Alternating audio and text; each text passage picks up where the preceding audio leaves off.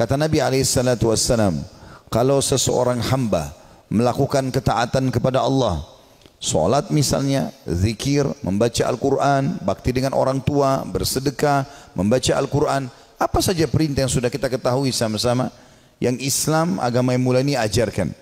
Kapan kita kerjakan itu? Kata Nabi SAW, satu perbuatan amal soleh ini Allah akan titikkan dalam hatinya sebuah tetesan cahaya atau satu titik cahaya. Kalau dia ulangi lagi amal soleh tersebut, dia rutinkan, maka akan dititikkan lagi titik putih. Terus saja titik cahaya itu dia isi dalam hatinya sampai hatinya menjadi terang benderang, bahkan dia bisa menerangi orang lain. Sebaliknya, dan ini saksi bahasan kita, kalau seorang hamba melakukan maksiat kecil ataupun besar, maka Allah titikkan dalam hatinya titik warna hitam. Kalau dia mengulangi lagi, titik hitam lagi. Kalau dia mengulangi lagi, titik hitam lagi, sampai hatinya menjadi hitam kelam dan bahkan bisa lebih keras daripada batu, sebagaimana Allah sebutkan dalam Al-Baqarah, au asyaddu qaswah, atau lebih keras daripada batu itu. Dan pada saat itu semua jenis peringatan tidak akan berpengaruh pada dia.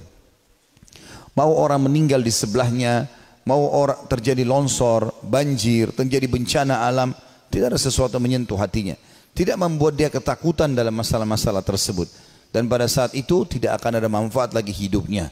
Tidak lain dia seperti hewan yang tidak akan pernah lagi peduli dengan keadaan di sekitarnya. Saudaraku seiman, Allah Subhanahu wa taala dengan kemahamurahannya berbeda dengan manusia tentunya. Kita kalau punya pegawai di kantor melakukan satu kesalahan besar, mungkin ada yang memaafkan, ada yang tidak. Umumnya orang tidak memaafkan, pernah mencuri dan segala macam. Tapi Allah berbeda. Allah Subhanahu wa taala dengan kemahamurahannya, walaupun hamba tersebut melakukan dosa sekian banyak, dia akan maafkan. Allah Subhanahu wa taala bahkan gembira dengan taubat hambanya. Allah hanya ingin kita kembali ke jalannya, berada di atas jalan yang benar, makan, minum, pergaulan, pendapatan, pakaian yang halal, dan jangan lakukan yang haram. 5 huruf ini sama, 5 huruf tapi beda secara makna dan aplikasi di lapangan. Halal dan haram.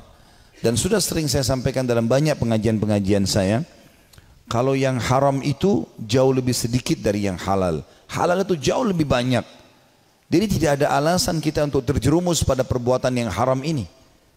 Allah Subhanahu wa taala memberikan peringatan-peringatan dengan rasa takut pada saat ingin melakukan pelanggaran-pelanggaran. Dada yang sempit, takut ketahuan orang, akhirnya juga dipermalukan kalau tetap dia lakukan, agar manusia tersebut berhenti.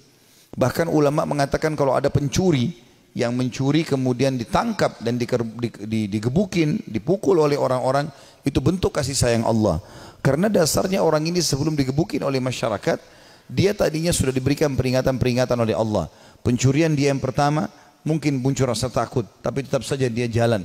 Kemudian pencurian yang kedua, Allah buat dia dilihat oleh orang lain supaya dia malu, tetap dia lakukan. Allah buat dia kepergok sekali tapi masih bisa lepas, tapi tetap mencuri, maka Allah sekalian buat orang-orang memukulinya. Ini peringatan-peringatan dari Allah supaya seseorang itu berhenti dari kesalahannya.